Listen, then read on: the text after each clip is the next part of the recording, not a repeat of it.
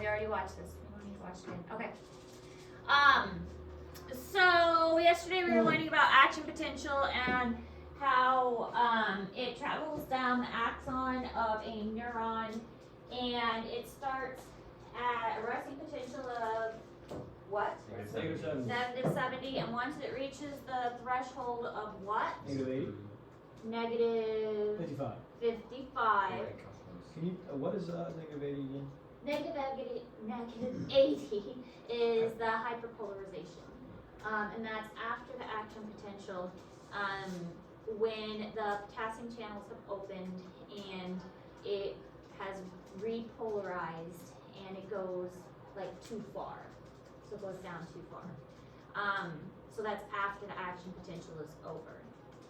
And that thing at the end of the process, where it takes the potassium and the what's the other thing? The sodium potassium pump. Is that what it is? That in that thing where it kept Kind of switching? rotated. Is that active process? That was active, yes. It needed ATP for that. That resets it because by that point the sodium and potassium are kind of on opposite sides, and so it needed to reset the process and get them back on the original sides, and that's what that was doing. But that was an active process, and so it needed energy in order for that to work. So this process will occur along the entire length of the axon, and as long as it has, I mean, it will keep going because it's an all or none, and it's kind of like that domino effect that we talked about, the propagation, that it's like a wave ripple effect. We also kind of compared it to a fuse that has been lit, that once it starts, it's going to continue. But it's going to continue as long as a local influx of sodium is going to happen. So those sodium gated channels are going to open, and those sodium ions are going to rush in, and they all open at the same time, and it's going to cause all that sodium to rush in, and that's what's going to allow that very fast depolarization and that change in that potential. So the sodium is going to come in and will cause the next adjacent voltage-gated channels to open. So as the sodium rushes in, it's going to cause the next channel to open and more sodium to rush in, the next channel to open, the next one, and so on. And it's just going to cause this like ripple wave effect. And that's kind of what this is showing. So we've got the negative 55, which is the threshold. It causes the next one to open, and the next, and the next, and so on. And more sodium is coming in. So remember, like, this is the inside of the cell in all of these pictures. This is the outside of the neuron, and this is the membrane, the phospholipid bilayer. So all of that sodium is rushing in once our threshold of negative 55 millivolts is reached. So if it only needs to get to negative 55, then why would it ever go above negative 55? That's what we're going to learn tomorrow with the graded potential. So once we get a signal, that stimulus, and the stimulus is, can be, oh, I forgot to check for cell thermometers. I don't think any of us. No, nobody is. But I'll go put that in while we're talking. Yeah, cool. I'll talk tomorrow. But the dendrites receive that information. The dendrites receive the stimulus in a couple different ways, and it's called summation, which again we're going to talk about tomorrow. They receive it in, for them it's not all or nothing. We talked about how an axon is all or nothing. You're going to get the signal or you're not going to get the signal. But with a dendrite, they can combine, and it builds up and it builds up until it reaches a point. And maybe there's like a lot of information coming in, and that kind of builds up until it reaches that threshold. And then it sends the signal down. The dendrites have the weird arms. Yeah, there's a lot of them. That the dendrites kind of collect the signal and send it to the nerve cell body. Okay, so we are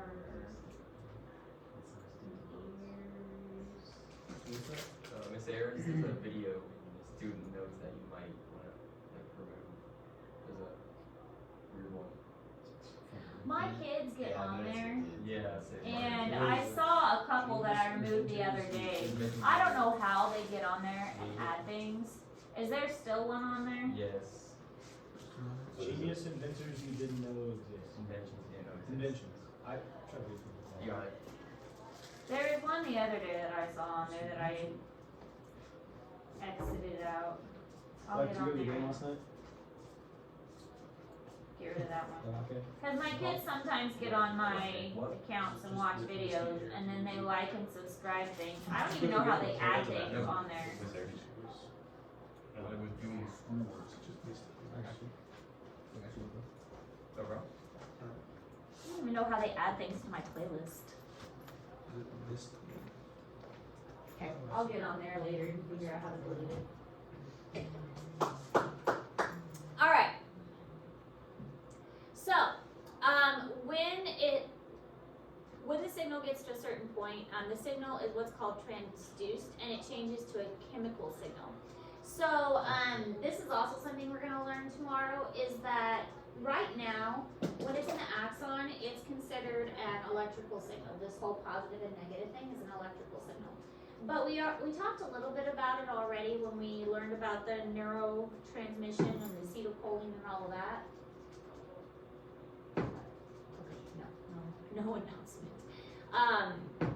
No. Teachers, pardon the interruption. I need all court-warming nominees to please come to the gym. Thank you. That's all. He's just too Should've been popular for me. us. But Yeah. transduced means that the signal's going to change from an electrical signal, which is what it's at now, to a chemical signal, which is really kind of neat that our body can do that. It takes the electrical signal that's passed down from the axon and it changes it to a chemical signal.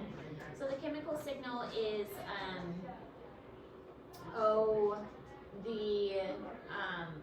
like the acetylcholine that we mentioned before. Now, we keep referring back to acetylcholine because that's the one we've already talked about, but acetylcholine isn't the only chemical signal.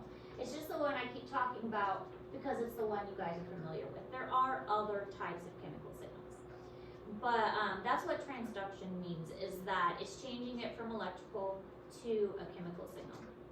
So the prior sections of the membrane are finishing up and getting back to the resting potential as the potassium comes in. I think, yeah, okay, so as you can see here, the sodium is going away because those sodium channels are closing and the potassium is going the opposite way. And this is changing it back to that resting potential. So now we are no longer positive inside, we're going back to that resting potential of -70 inside because the sodium is flowing out. But that's not how it started. The sodium started inside, potassium started inside, sodium started outside, and that's why we need the pump later on, is to reset it and put them back where they belonged.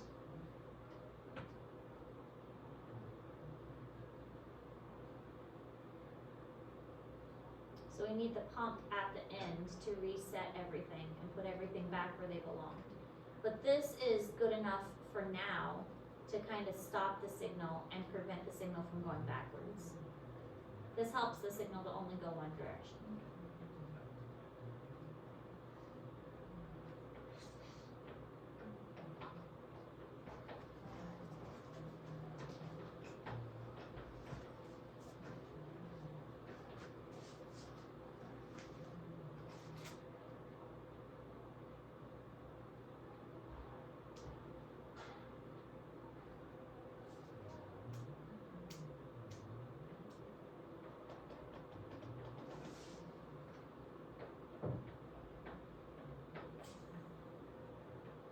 Okay, so I put this in Google Classroom because I think it's a really good kind of summary and like a question and answer. So you don't have to write this down, but it is in Google Classroom. So why are potentials all or none? So the action potentials. If it doesn't go beyond that threshold of -55, then it's not going to work. You have to get it above if the threshold doesn't reach, then no channels are going to open. So you could have like a little stimulus, but if that stimulus doesn't get above -55, nothing's going to happen. But once it does get above that, then it's going to trigger that event. And again, that video we watched of the fuse lighting is a really great video, because once that fuse lights, then the action's gonna go, then the fuse is gonna continue, and the reaction's just gonna take place. So it's an all or none event. It's either gonna happen or it's not gonna happen. There's no in between. So then there's this creates a refractory period. So an absolute refractory period is no new action potential can be sent. So this means that there is a little bit of a break where you cannot send another signal. It's just not possible to send another signal. This prevents the signal from flowing backwards. So there's a little bit of time, and that's when the potassium is flowing the opposite direction, that prevents the signal from flowing backwards. It keeps the signal moving in one direction, really. It makes it so that the signal can only go, the fuse can only go one way. And that's down the axon, not back toward the cell body and the dendrites. That's the absolute refractory period. Then you have what's called the relative refractory period, and can have a new action potential but must be really large stimulus. So with this relative refractory period, you can get a new action going, but you have to have a really large stimulus to kind of jumpstart it. The stimulus has to be larger than the original one because the cell is kind of recovering. Even though the cell never gets tired, you have to get a really large stimulus to counteract it and get it going. So why are they unidirectional? It only goes in one direction. The voltage-gated channels, when closed just after depolarization, that's the up part, depolarization, enter into a state of inactivity. So they're closed and unable to open. And the only way you're going to get that signal to travel is when those gates are open. So if they're closed and not opening, then nothing's going to happen. So there's not going to be any signal. This prevents the ions from influxing into the cell, and so it's not no signal is going to transfer at all. So it prevents anything from going the other direction. So once they're closed, they're going to stay closed for a little bit of time so that they can't flow backwards. So I thought this was a good kind of a question and answer kind of thing, and so I put it in Google Classroom for you. How long would that rest period be? It's not very long. Okay. Yeah, it's not very long. It's just, some of the information I saw was like milliseconds. Okay. But it's just enough to prevent the signal from going back, yeah. And then it resets very quickly so that another signal can be sent, so. And this is just a chart showing the process again. So here's our resting potential, here's our threshold, this little line here. This is also in Google Classroom. And then once our threshold is reached, we have depolarization, which is up really high, and then we have our, usually around positive 30 is when the stimulus reaches its full potential, and then we have our repolarization, which is going down. But then we have our hyperpolarization because it goes down too far, and that's because we have too much potassium that has come into the situation. From there, it's going to eventually level back out as those sodium and potassium pumps kick in and mitigate everything and put everything back where it's supposed to be. And then the resting potential of negative 70 is reached again. So everything will eventually go back to its resting potential. But this is in Google Classroom. And then it kind of has like a little descriptor up here showing how the gates open and close too.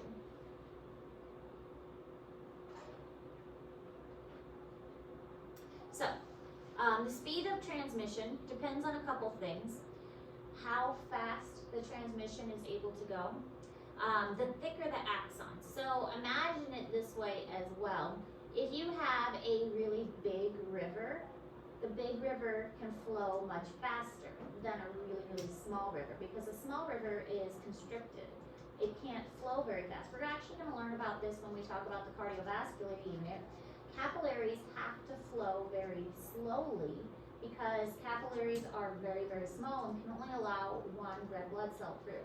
That's on purpose, so that the capillaries slow down so that the nutrients can get exchanged. Well, the same kind of idea here is that a thicker axon has a faster transmission. It can flow much faster. A bigger river flows faster. Whether insulation is present is going to determine how fast the transmission can go. If there is myelin present, then you're also going to get a faster transmission. So, you know, obviously human anatomy class, but there are other animals that do not have myelin around their nervous system. So myelin around a nerve indicates the animal has more intelligence. When myelin developed, as far as evolution is concerned, it was an indication of intelligence in animals because it allowed for transmission of nerve signals to speed up a lot. So more advanced, more intelligent animals have myelinated nerves. And the more primitive animals have no myelin around their nerves. When there is myelin present, we had those nodes of Ranvier we talked about, which are the gaps in between the myelin. It's been shown that the signal jumps from one node of Ranvier to the next, and that jumping is actually faster. And it propagates it faster when it jumps from one node to the next. So that actually speeds up the signal. That's fine. Because those sodium channels that allow an influx of the sodium, those are only found at the nodes of Ranvier. So where all that sodium is coming from are only at those nodes. And so when that sodium is influxing to make that potential travel really, really quick, we only get those at those nodes.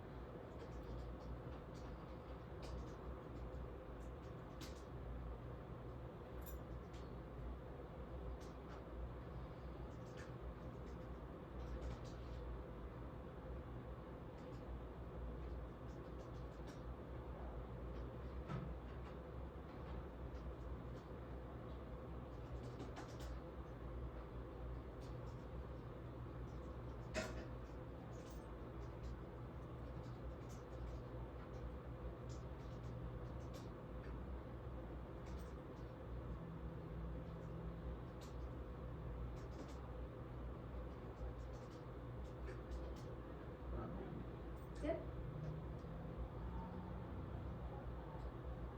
This shows how the, and this is in Google Classroom too, the myelinated sheaths and then the nodes of Ranvier and where all the sodium gated channels are.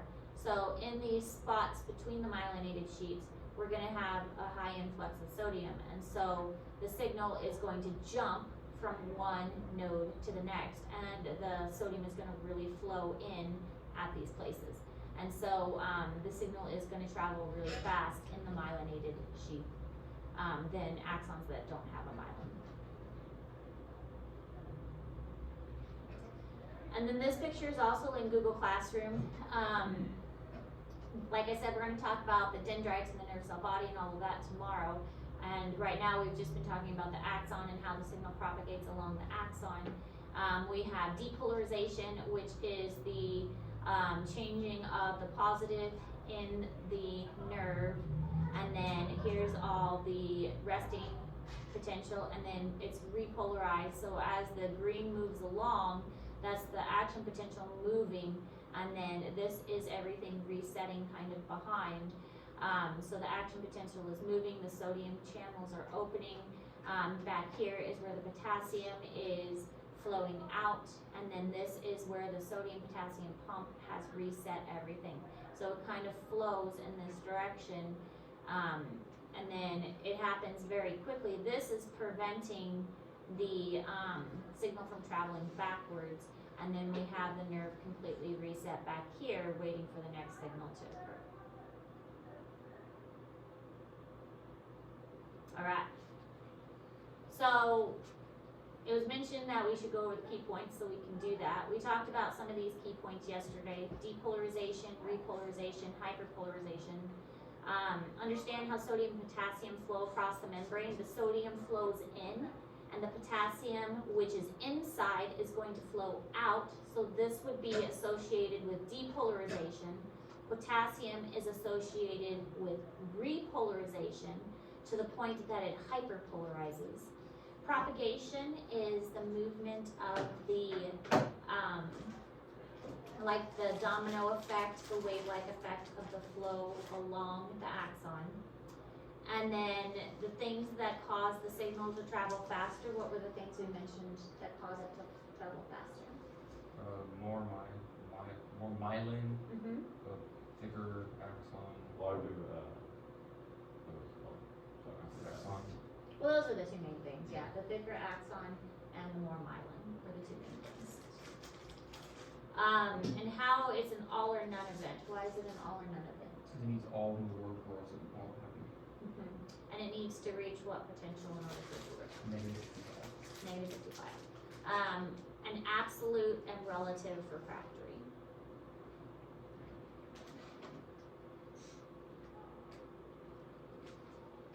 Okay, absolute or relative refractory. So with absolute, no new action potential can be sent, so it's absolute, nothing can be done. And relative, it can have a really strong stimulus, but you can have a new action potential, but it has to be really strong. Questions? Because I know it is a hard topic. Is there like anything that naturally that could stop that potential occurring, like a disorder or something like that?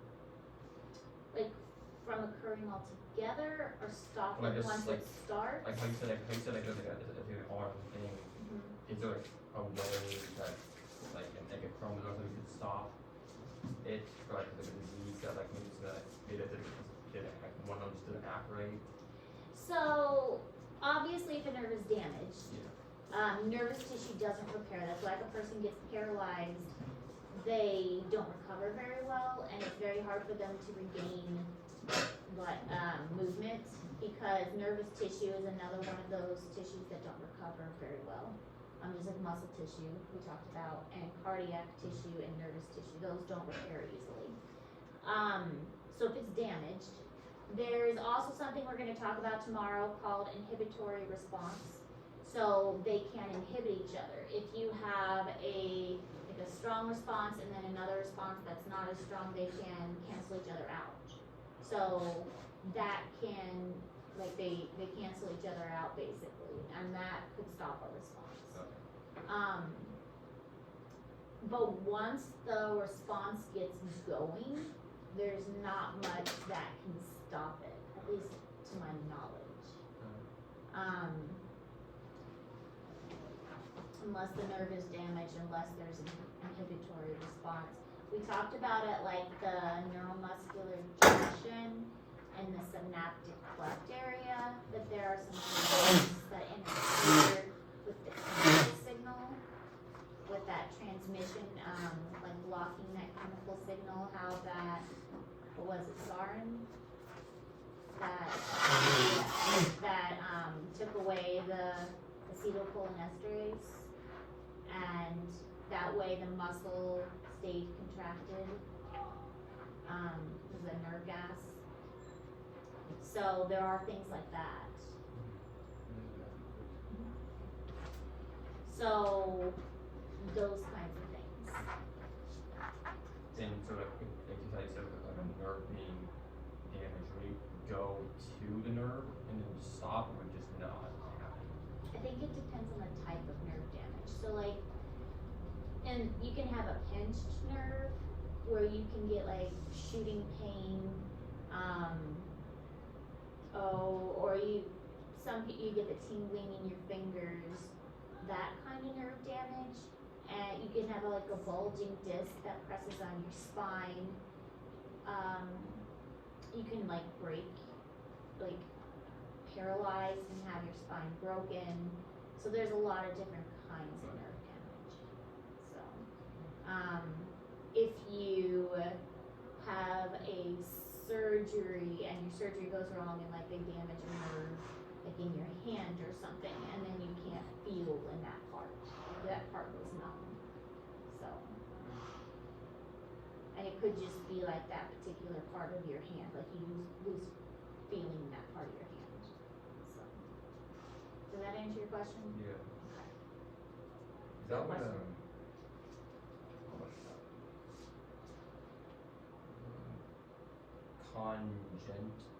Congenital? Yeah, is that what that is? Where like you just don't feel pain. Congenital means you're born with it. Okay, so you just can't feel. Yeah. Congenital means it's a condition you're born with. Okay. Yeah. And there are people who are like that. They're born without pain receptors. CIPA. Yeah. Okay. So that would be somebody who's born without pain receptors. So but is that different or is that? I mean, it's obviously a nerve condition. I don't know if they're born without pain receptors or if they're born without something in the brain that processes pain.